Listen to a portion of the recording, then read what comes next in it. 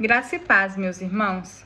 Abram as suas Bíblias no livro de 1 Tessalonicenses, capítulo 4. Nós vamos fazer a leitura e um breve estudo dos versículos 13 a 18. A situação dos mortos em Cristo e a vinda do Senhor. Versículo 13. Não queremos, porém, irmãos, que sejais ignorantes com respeito aos que dormem, para que não vos entristecerdes, como os demais, que não têm esperança. Pois, se cremos que Jesus morreu e ressuscitou, assim também Deus, mediante Jesus, trará em sua companhia os que dormem. Ora, ainda vos declaramos, por palavra do Senhor isto: nós, os vivos, os que ficarmos até a vinda do Senhor, de modo algum precederemos os que dormem. Porquanto o Senhor mesmo, dada a sua palavra de ordem, ouvida a voz do arcanjo e ressoada a trombeta de Deus, descerá dos céus, e os mortos em Cristo ressuscitarão primeiro. Depois, nós, os vivos, os que ficarmos, seremos arrebatados juntamente com eles, entre nuvens, para o encontro do Senhor nos ares, e assim estaremos para sempre com o Senhor. Consolai-vos, pois, uns aos outros com estas palavras. Graça e paz, meus irmãos. Vamos continuar o estudo aqui de 1 Tessalonicenses 4, dos versículos 13 a 18, tratando sobre a situação dos mortos em Cristo e a vinda do Senhor. No versículo 13 diz o seguinte: não queremos, porém, irmãos, que sejais ignorantes com respeito aos que dormem, para não vos entristecerdes, como os demais que não têm a esperança. Observem que aqui Paulo, ele está levando um consolo aos irmãos de Tessalônica sobre os mortos, sobre os que partiram. Porém, Paulo, ele não diz a respeito dos mortos, ele diz a respeito dos que dormem em Cristo. E ele está dizendo o que para eles? Não se entristeçam, porque nós temos a fé e a esperança da ressurreição através de Cristo. A ressurreição, meus irmãos, ela é um tema central, especialmente em relação a Jesus Cristo, mas também se refere a outras ressurreições e à esperança da ressurreição geral dos mortos. A ressurreição, ela é um tema central na fé cristã, a vitória sobre a morte e a esperança da salvação. Quando nós falamos ressurreição geral dos mortos, não quer dizer que todos serão ressuscitados e salvos e viverão eternamente com Cristo, apenas que serão ressuscitados. No versículo 14: pois, se cremos que Jesus morreu e ressuscitou, assim também Deus, mediante Jesus, trará em sua companhia os que dormem. Observem aqui, se cremos que Jesus morreu e ressuscitou, Deus, que é quem tem o poder de dar a vida e tirar a vida, através de Jesus, o seu Filho, trará os que dormem.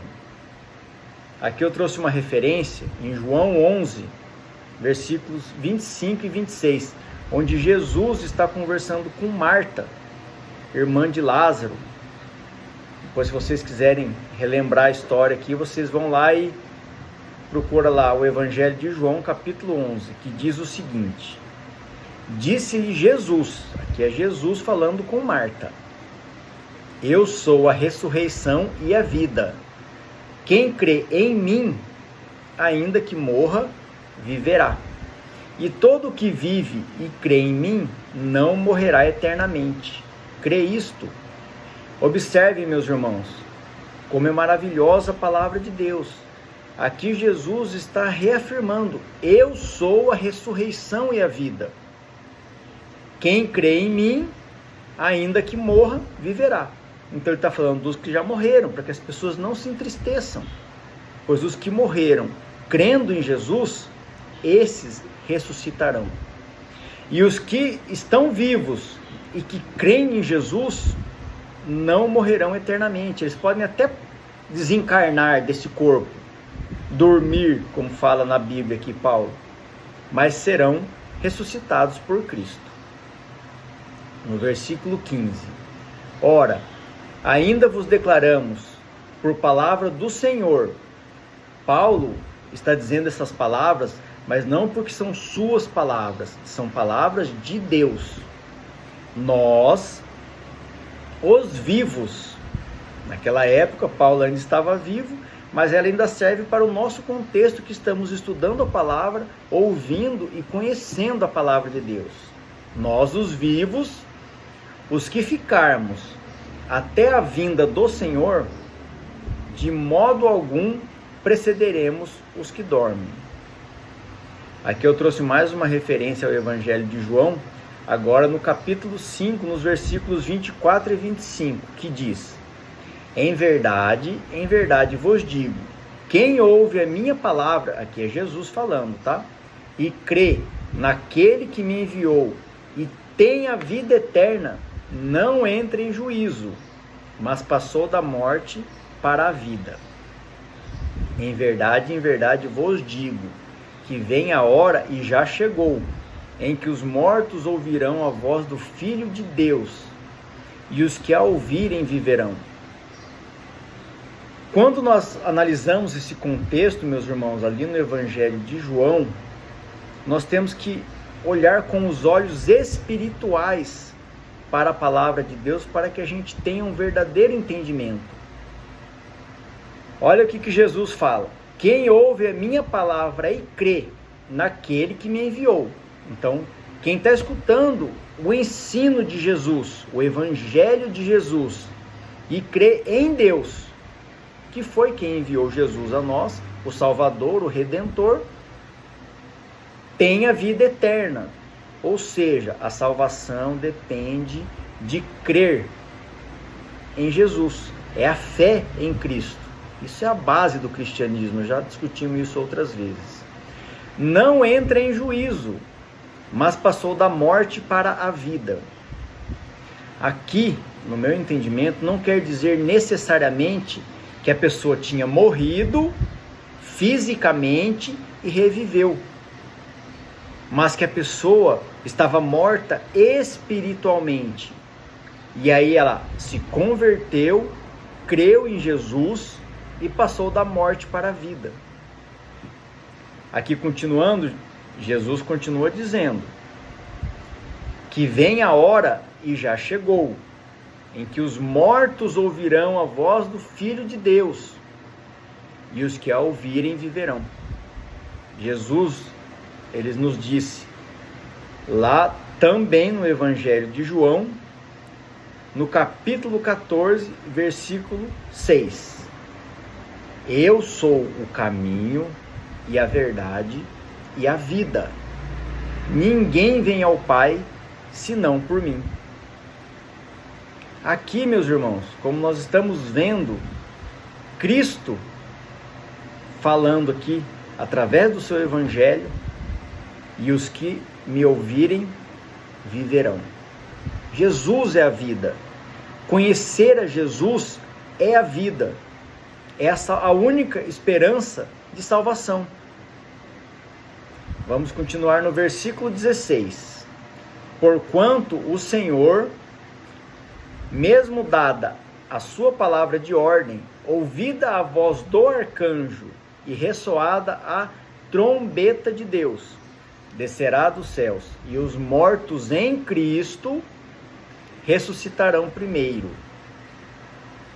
Aqui está trazendo para nós um entendimento que no dia do julgamento, os mortos em Cristo, ou seja, os que creram em Jesus, ressuscitarão primeiro.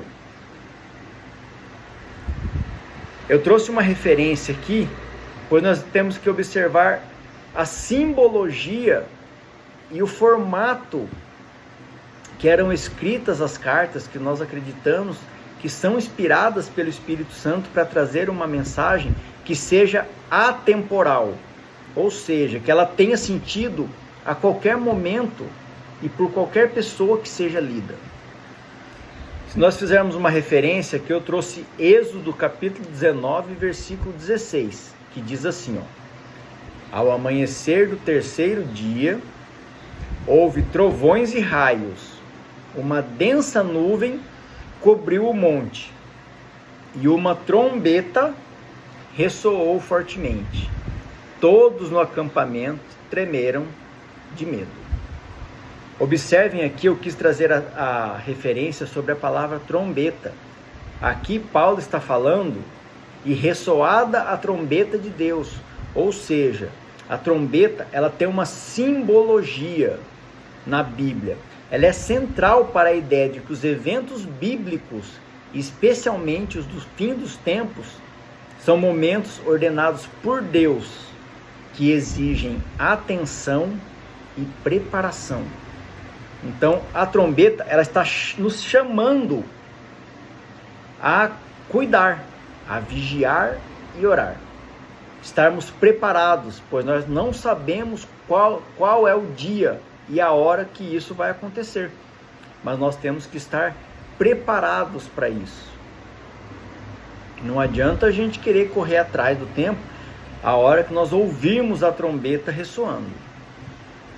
No versículo 17.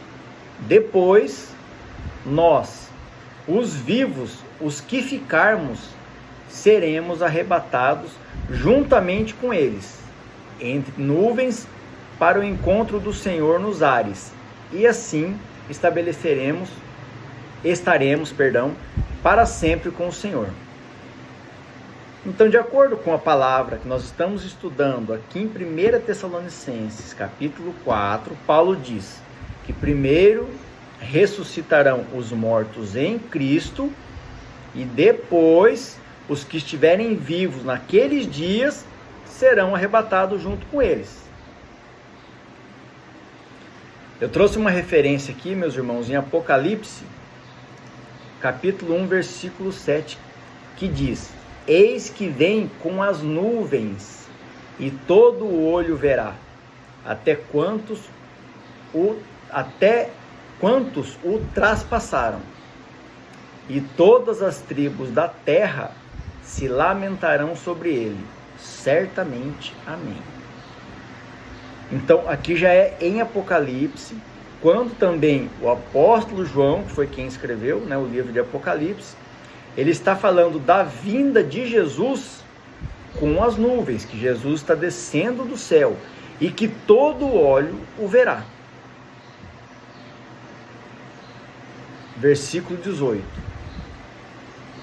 Lembrando aqui que Paulo, ele escreveu uma carta, ele não estava presente, ele estava fazendo uma exortação, uma motivação para a igreja de Tessalônica, que eles permanecessem unidos, que eles mantivessem a fé e a crença que a salvação viria através de Jesus.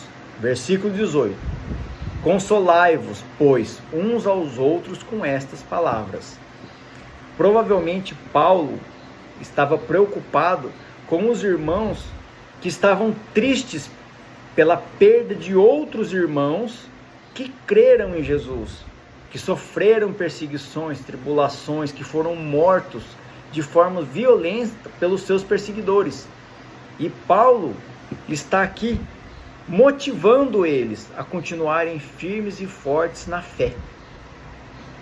Eu vou trazer uma referência aqui em 1 Coríntios, capítulo 15, dos versículos 50 e 52, que também é uma carta escrita pelo apóstolo Paulo.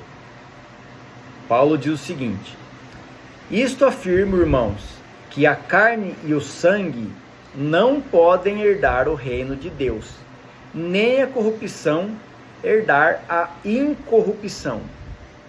Observem aqui, irmãos.